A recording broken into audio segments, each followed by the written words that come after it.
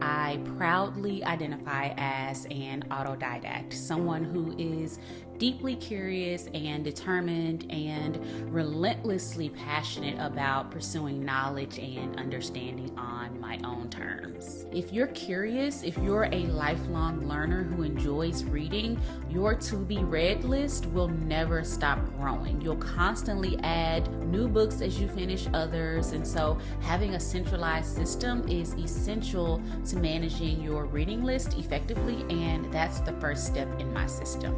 Hey y'all, welcome to my YouTube channel where we learn together, take action together, and reflect together. My name is Tamera, and thank you so much for being here. To know me is to know that I am always reading at least 3 books at a time. And today I am going to share exactly why I choose to read multiple books simultaneously and why I find this approach so beneficial for my growth and development. I am going to walk you through my system step by step. How I select the books that I read, how I manage my reading schedule to effectively juggle 3 books, and the specific tools and practices that I use to retain what I've learned. And so if you love learning independently, value personal growth, and want a clear and effective system for reading multiple books at once, then hop in the car and let's ride. Okay, so first let me start by saying there is something uniquely empowering about being an autodidact, a self-taught person who engages in independent learning without formal instruction.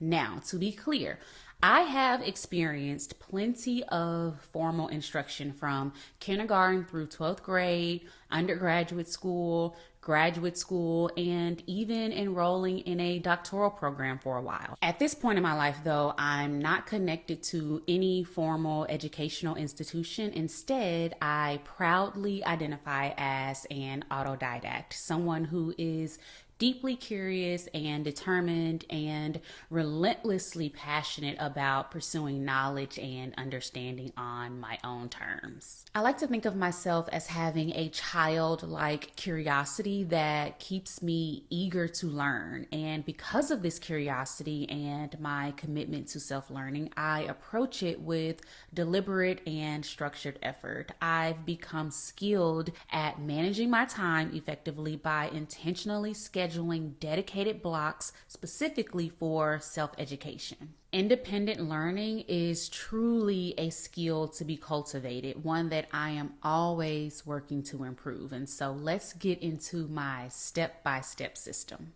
All right, so the first step in my system was getting organized, specifically gathering and centralizing all of the books that I want to read. Now, to be honest, this step in my system is still evolving, but here's what I am doing right now. I keep a running list of books that I want to read in Apple Notes. Currently, there are about 37, 40 books on that list, and every time someone recommends an interesting book or I see one mentioned online or in something I'm currently reading, I quickly add it to this note. And I recently organized my list by genre and added some structure to it. I also keep a separate list of books that I've already read, which usually includes the next 3 books that I plan to read. And so while it used to be just an ongoing collection without any order, it's now much more intentional and easier to navigate. In addition to my digital list, I also have several unread books sitting on the bookshelf that you see behind me.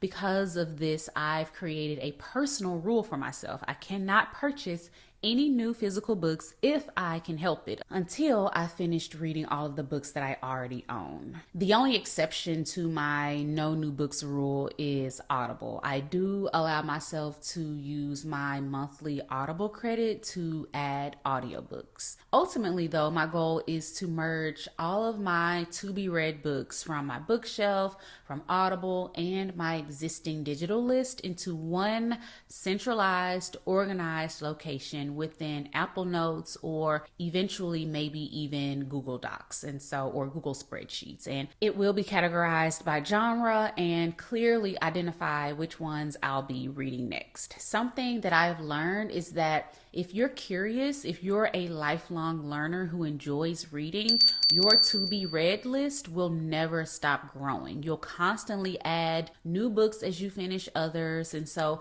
having a centralized system is essential to managing your reading list effectively. And that's the first step in my system. Okay, so I have all these books I want to read, and the next step in my system is deciding when I'm actually going to read them. Because let's be honest, I can have the best intentions and a huge desire to read, but if I don't intentionally make time for it, it won't happen. And that's why it's extremely important to schedule specific, dedicated blocks of time for reading. And for me, since I'm always reading 3 books at a time, here's how my reading schedule typically looks. First, there is morning reading. Every morning, at least 5 days a week, I schedule 1 hour for focused reading. Ideally, this would be 7 days, but 5 days is realistic for me right now. Next, there are audiobooks on Audible. I'm always listening to an audiobook, and I integrate it into my everyday task. I listen during walks, while cooling down after a run, during my shower and skincare routines, commuting to and from places, or even while doing household chores. It's nothing for me to pop my headphones in and listen to a book while cleaning up or cooking dinner. Finally, I have a kitchen table book. This book is usually a physical copy from my bookshelf. Remember, I have a personal rule that I cannot buy new physical books until I've finished the ones that I already own. So this book stays on my kitchen table downstairs. And throughout the day, especially after work hours in the evenings, I'll read a little from this book. I used to keep it on my nightstand and read before bed, but I've learned that it's not ideal because what I'm reading can linger in my mind and disrupt my sleep. So to recap, I read intentionally for 1 hour each morning. I listen to audiobooks whenever I have the chance, and I keep a kitchen table book that I enjoy throughout the evenings. And this is how I consistently make progress on 3 books at a time. The next step in my system is deciding what to read. Now that I have this growing list of books and I have scheduled dedicated reading times, the next question is, how do I choose which books I want to read? Now, I'm the kind of girl that enjoys most genres, but some of my favorites include educational texts related to my career, historical fiction, nonfiction, memoirs, self-help books, biographies, and autobiographies. But truly, I'll give almost any genre a try. I really want to get into horror and thriller, so a Stephen King book from my to be read list might be coming up next. I don't know. Leave a suggestion if you know of any good thriller or horror books I should check out. Okay, so here's how I choose my 3 books. My morning reading, the 1 hour block where I sit at my desk with highlighters and sticky notes and pens and my pointer,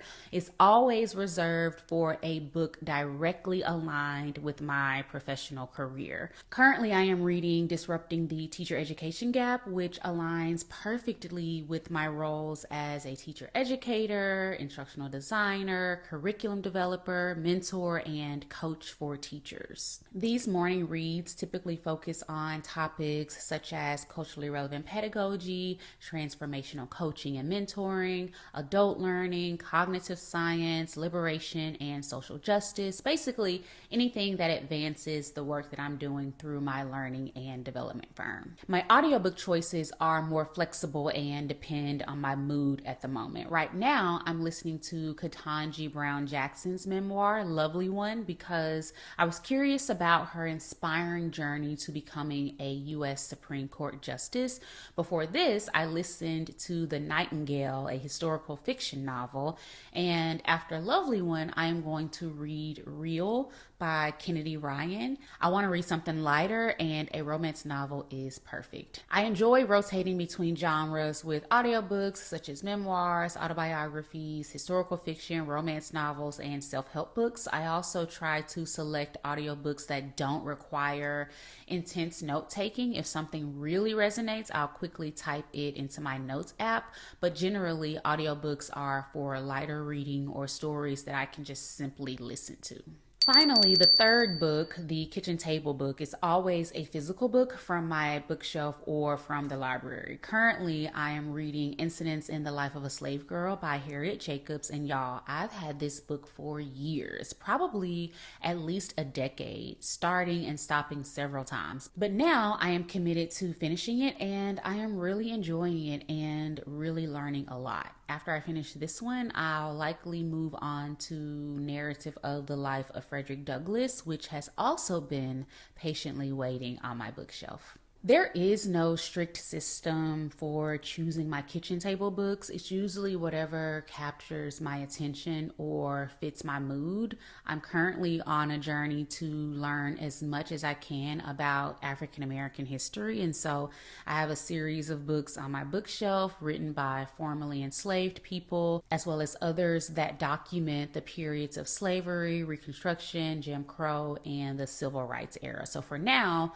I plan to continue my evening reading from that collection until I make my way through all of those titles on my shelf. So that's my approach to reading. In the morning, I read something career focused that requires deeper study.